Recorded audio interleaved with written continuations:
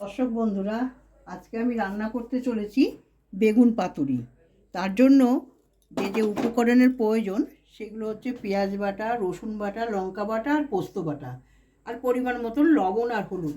বেগুনগুলো ঠিক এইরকমভাবে গোল গোল করে কেটে নিতে হবে, আর আলুগুলো এইরকমভাবে কাটতে হবে।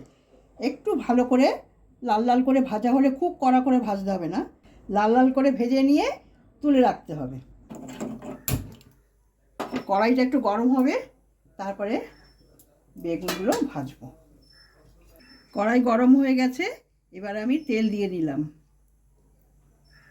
বেগুনে নুন হলুদ মাখানো রয়েছে, একটু তেলটা গরম হোক, তারপরে বেগুন আর আলু ভেজে নেব একটু হালকা করে।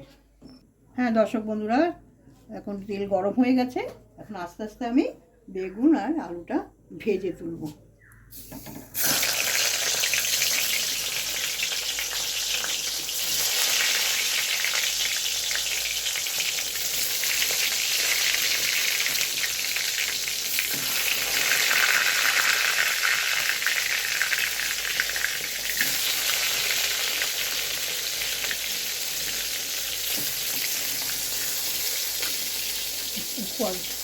এই কটা থাক, আবার পরে তুলে আবার ভাজতে হবে।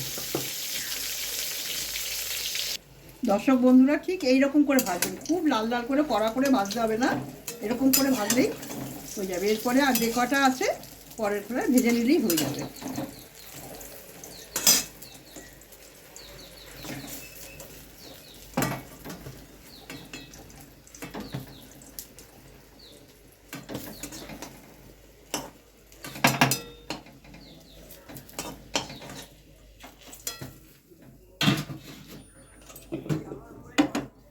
এবার আলুগুলো ভাজবো, আর যে কটা বেগুন আছে একবারেই ভেজে নিয়ে দিয়ে যাবো।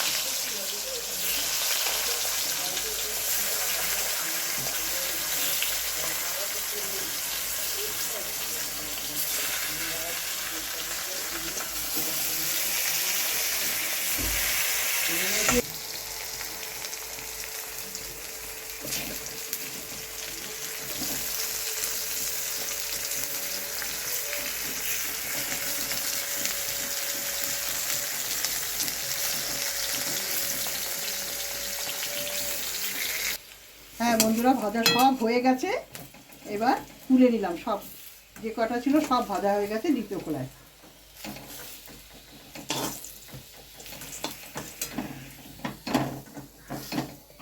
অনেকটাই হয়েছে। আচ্ছা, এইবার আমি আসল রান্না আরম্ভ করছি। আর একটুখানি তেল দিলাম,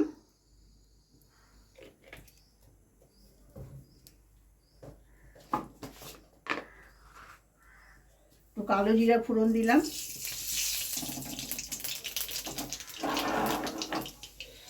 পেঁয়াজটা দেব,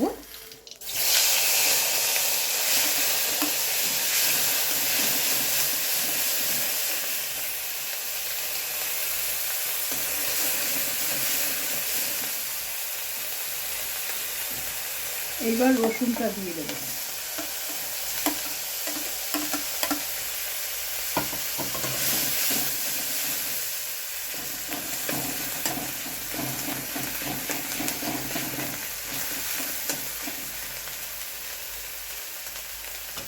আচ্ছা, পরিমাণ মতন লবণ দিচ্ছি,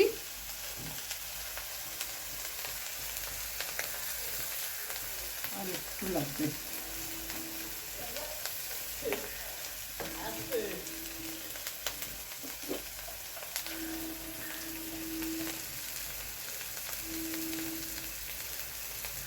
পরিমাণ মতন হলুদ দিলাম। এবার একটু নাড়াচাড়া করে নিই, একটু গ্যাসের ফ্লেমটা একটু কমিয়ে দিই। পেঁয়াজ আর রসুনটা বেশ সুন্দর ভাজা হয়ে গেছে।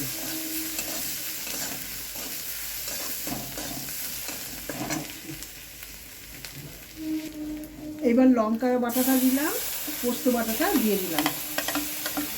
এটা বেশি কষবো না, পোস্ত বেশি কষলে টেস্ট নষ্ট হয়ে যায়। এবার জল দিয়ে দিচ্ছি, খুব বেশি জল দেবো না, জলটা ফুটে উঠলে তবেই বেগুনটা দেবো।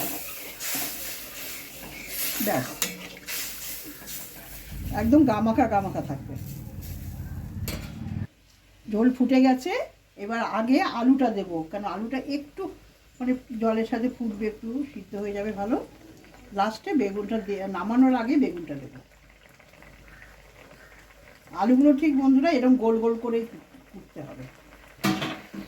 আচ্ছা, এবার একটু হালকা করে কমিয়ে দিয়ে একটু ঢাকা দিয়ে দেবো। চিনি দিতে হবে একটুখানি, অল্প একটু স্লাইড। যারা চিনি না দিতে চান তারা স্কিপ করতে পারেন। এবার ঢাকা দিয়ে দিলাম, আর একটু 5 মিনিট পরে উঠিয়ে নিয়ে বেগুনটা দিয়ে নামাবো। আচ্ছা, এবার ঢাকনা খুলে দেখি, এই তো ভালো ফুটে গেছে। এইবার বেগুনটা দিয়ে নামাবো। এই বেগুন তো আর বেশি ফুট খাবে না, একদম মাখো মাখো ঝোল থাকবে। এই বেগুন পাতুরি দিয়ে রুটি দিয়েও ভালো লাগবে, আবার ভাত দিয়েও ভালো লাগবে, খুব সুন্দর লাগে এটা খেতে। একটু ধনে পাতা, যাদের ইচ্ছা করবে ধনে পাতাও একটু ছিটিয়ে দিতে পারেন লাস্টে।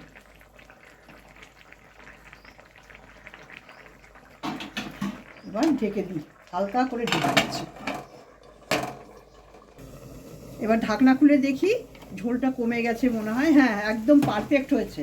ব্যাস, আর ডাল দেবো না। এখন আমি গ্যাস নিভিয়ে দিলাম, এবার ঢেলে নেব। ঠিক এইভাবেই অল্প অল্প গামাখা গামাখা ঝোলটা থাকবে, এইরকম হবে। খুব সুন্দর খেতে লাগে, খুব সুন্দর গন্ধ বেরোচ্ছে।